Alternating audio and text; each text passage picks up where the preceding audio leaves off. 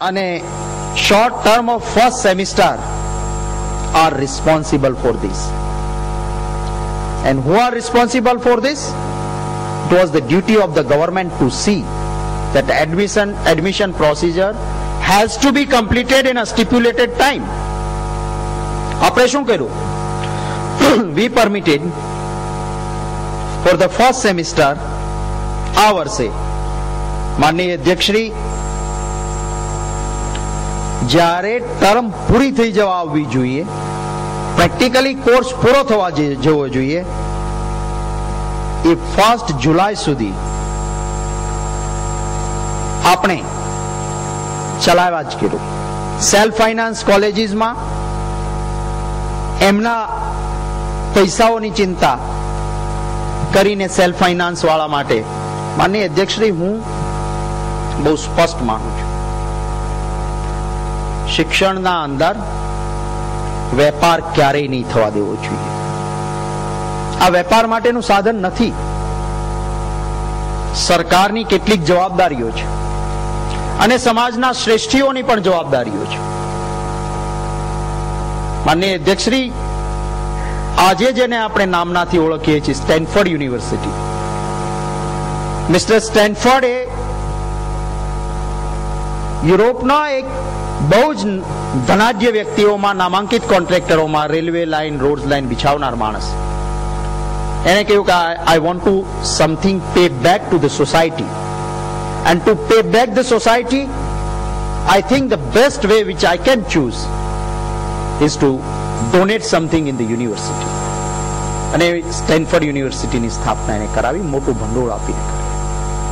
સરકારે પણ સહયોગ આપ્યો, એને છૂટ નહીં આપી કે સંપૂર્ણ ફી તમે વસૂલ કરો, તમારા શિક્ષકોની જગ્યા નહીં ભરો તો ચાલશે, અને 0% રિઝલ્ટ આવે તમારું સેમિસ્ટરનું તો પણ મારા પેટનું પાણી ન હલે. જો એ જ રાખ્યું હોત તો આજે Stanford university A one of the best university ના બની. આપ શા માટે એ ધનપતિઓને એ રીતે પ્રમોટ નથી કરતા? આપણે ત્યાં તો શું થાય છે કે ક્યારેક શંકા થાય છે કે આ વિધાનસભા ગૃહમાં સુધારા પણ એવા લઈને આવીએ છીએ કે થોડો ઘણો પણ અંકુશ આપણો હોય ને, એ અંકુશ આપણે ઉઠાવી લેવા માંગીએ છીએ. અને self finance university, self finance colleges જાણે એને દુકાન ખોલવાની હોય, જાણે શિક્ષણના નામે એમને વેપલો માંડવાનો હોય, એવી જોગવાઈઓ કરીએ છીએ. એ આપણી ફરજ નથી કે AICTE જે સ્ટાન્ડર્ડ આપ્યું હોય એ મુજબના ફેકલ્ટીઝ અવેલેબલ થવી જોઈએ.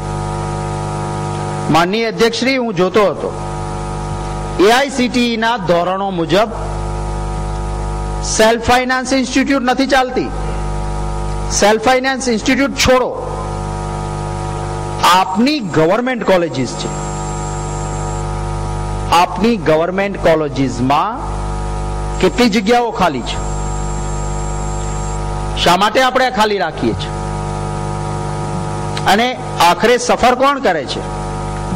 એક વખતની ગુજરાતની મોરબીની હોય કે એન્જિનિયરિંગ કોલેજ હોય, એની શું સ્થિતિ હતી અને આજે એ કેટલી નીચે ઉતરી છે એ જોવાનો આપણે પ્રયત્ન કર્યો છે ખરો? મારા પાસે ગઈકાલે રિઝલ્ટ્સના આંકડાઓ આવ્યા. આઈ વોઝ શોક કે આપણે શું ભણાવવાની વાત કરીએ છીએ, આપણા ઉદ્દેશને, કારણોને આપણે કેવી રીતે બર લઈ જવાના? માનનીય અધ્યક્ષશ્રી, અહીં સેક્શન 4, આપ જ્યારે બિલ લઈને આવો છો ત્યારે કાં તો આપની પૂરી તૈયારી નથી, કાં તો આપનું પૂરું એપ્લિકેશન ઓફ માઇન્ડ નથી, અને કાં આ વિધાનસભા ગ્રહના જે અધિકાર છે એ અધિકાર આ વિધાનસભા ગ્રહની પાસેથી આપ લઈ લેવા માંગો છો. માનનીય અધ્યક્ષશ્રી, કલમ 4 તરફ હું આપનું ધ્યાન આમંત્રિત કરવા માંગુ છું. યુનિવર્સિટીનું મુખ્ય મથક ગાંધીનગર ખાતે અથવા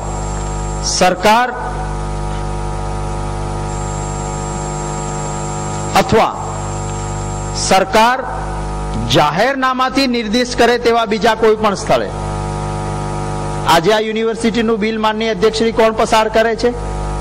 આ વિધાનસભા ગૃહ. યુનિવર્સિટીની સ્થાપનાના અધિકાર કોના પાસે છે?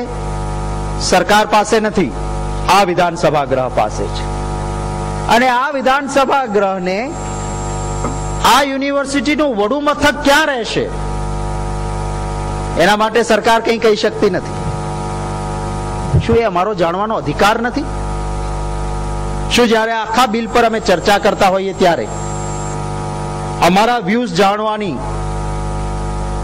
સરકારની ફરજ નથી કે આ યુનિવર્સિટીનું વડું મથક આજે આપ લઈને આવી શક્યા હોત કે યસ ગાંધીનગર રહેશે, અથવા તો આપ કહો કે વડનગર રહેશે, પણ એના પ્રોઝ અને કોન્સ ત્યાં રાખવાથી શું ને શું નહીં, આ પાટલી પર બેઠા હોય કે આ પાટલી પર બેઠા હોય, આ ગ્રહના માનની સભ્યશ્રીઓનો એ અબાધિત અધિકાર છે કે જ્યારે કાયદો પસાર કરતા હોય ત્યારે એમના વિચારો, એમના અનુભવો અને એમની વાત લોકશાહીમાં આપી શકવાની છે. આપે તો એ વાત જ નથી કરી. આપ તો એ અધિકાર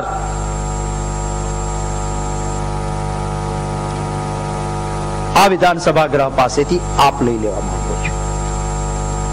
આ પ્રેક્ટિસ મને લાગે છે જેટલી વહેલી બંધ થાય ને, આ સર્વોત્તમ ગ્રહના અધિકાર જે છે એના પરની તરાપ જેટલી વહેલી બંધ થાય એટલું લોકશાહીનું વધારે હિત કરે.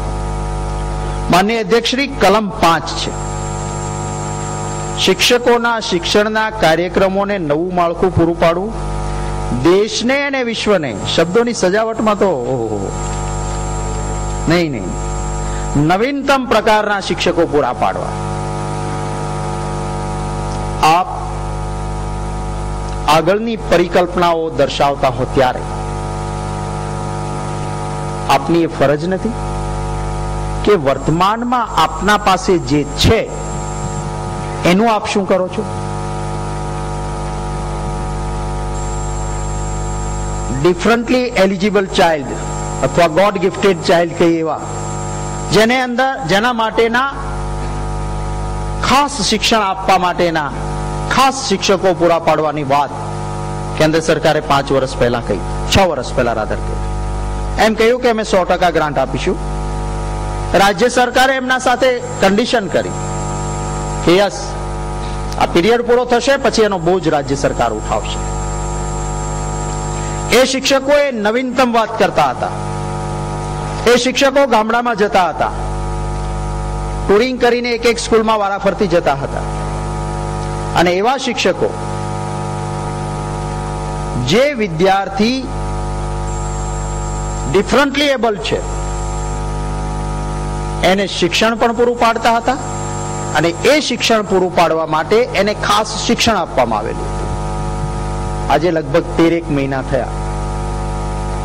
કેન્દ્ર સરકારની સાથે થયેલા વાત પછી પણ લંબાવેલો પીરિયડ હતો, એ પણ પૂરો થયો. આપણી જવાબદારી નથી.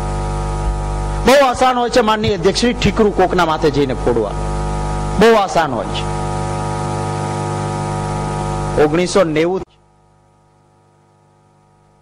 1990 થી લઈને અત્યાર સુધીના વર્ષો ગણો તો હવે આપણે એવું નહીં કહી શકો કે અમારો વારસો. તમે આટલા વર્ષમાં કેટલું વર્ષે આવી તો બતાવો. શું આપની એ ફરજ નહોતી? આપના સમયગાળા દરમિયાન આપે શું કર્યું? કેન્દ્રમાં પણ આપનો પીરિયડ રહ્યો. હું કોઈ ટીકામાં ઉતરતો નથી, પણ સામા પક્ષેથી કોઈ વાત આવતી હોય ત્યારે, અને અમે માત્ર વિરોધ નથી કરતા, રચનાત્મક વિરોધ કરીએ છીએ. અમને જ્યાં જરૂર લાગી છે ત્યાં સહયોગ પણ આપ્યો છે. આપના જ કોઈ બાબતોના બિલ આવ્યા છે, વિના વિરોધે પણ પસાર કર્યા છે. આપના જ આ ઉદ્દેશ અને કારણોને મારા સાથી અર્જુનભાઈએ પણ બિરદાવ્યા. અમે પણ કહીએ છીએ